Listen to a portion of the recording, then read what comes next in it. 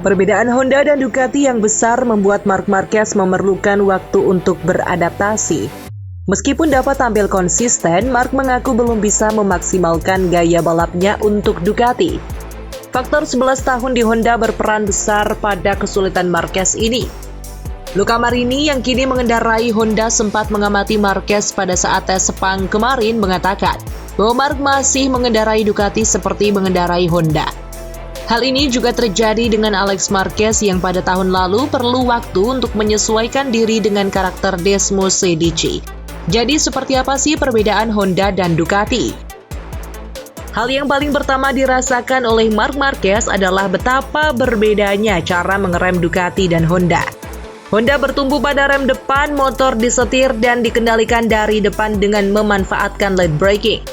Karakter ini sangat cocok untuk Marc Marquez yang terkenal sebagai late breaker yang ekstrim.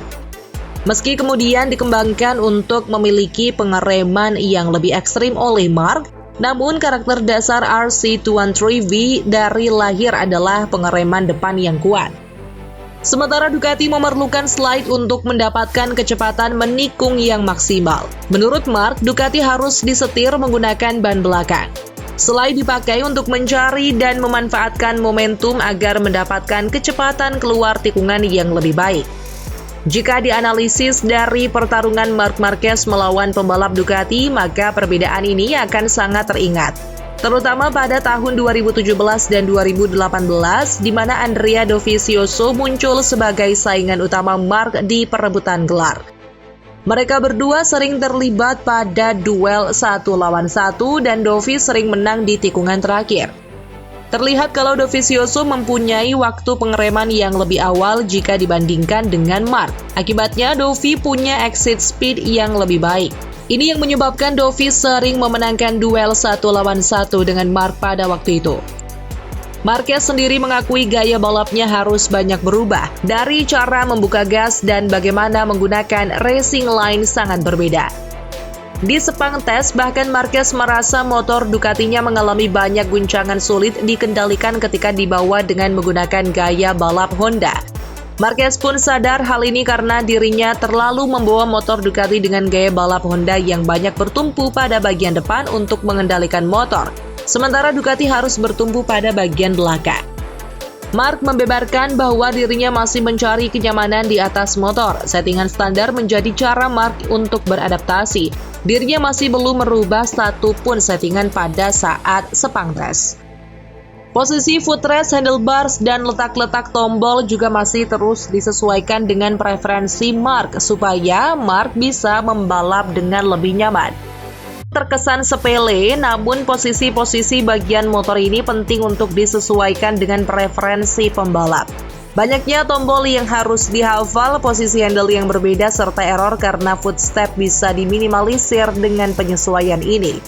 Setidaknya Ducati menunjukkan supportnya kepada Marc Marquez. Marc sendiri menuturkan bahwa dirinya beberapa kali berbincang dengan Gigi Dall'Igna.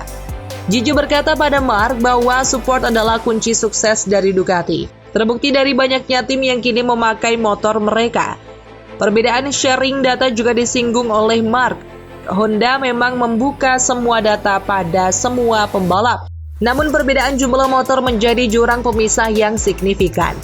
Jumlah motor yang banyak membuat Ducati dapat mendapatkan data masalah dan juga menganalisis solusi dengan lebih cepat. Karena jika salah satu motor mendapatkan masalah yang tidak dialami oleh motor lain, maka bisa menggunakan data motor lain untuk mencari solusi.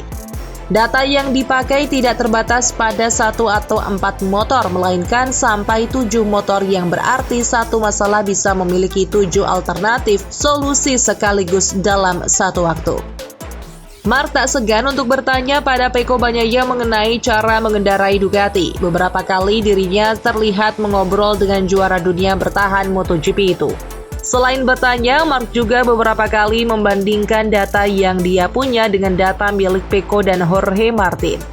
Di Sepang tes, Marc mendapatkan gangguan teknis pertamanya. Gangguan ini kemudian menjadi masalah Marc selama rangkaian tes bersama dengan Ducati.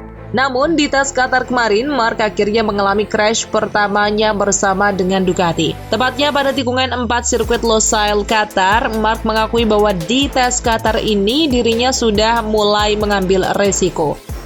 Meskipun begitu, banyak pihak yang melihat crash Mark ini sebagai tanda bahwa juara dunia 8 kali itu sudah mulai kembali ke dirinya yang sebelumnya. Mark terkenal sering crash. Crash adalah bagian dari pencarian limit motor baginya, namun semenjak cedera Mark membalap dengan lebih hati-hati. Motor terakhir Mark di Honda juga membuat dirinya lebih berhati-hati dalam membawa motor karena limit motor yang sangat buruk. Di push sedikit RC213 2023 akan langsung terjatuh. Lewat tes Qatar juga, Mark mengaku sudah menemukan pendekatan yang pas untuk melakukan manuver overtaking dengan nyaman. 10 balapan pertama akan digunakan oleh Mark untuk lebih mendalami motornya, karena memang situasi balapan pasti berbeda dengan tes. Mark sadar bahwa pasti dirinya akan melakukan kesalahan dan dirinya berharap bisa belajar dari kesalahannya itu. Saat ditanya jika balapan di Qatar saat ini atau maksudnya pada saat tes, Mark memprediksi dirinya akan bersaing di posisi 5 atau 6. Cukup kompetitif namun belum cukup untuk barisan depan.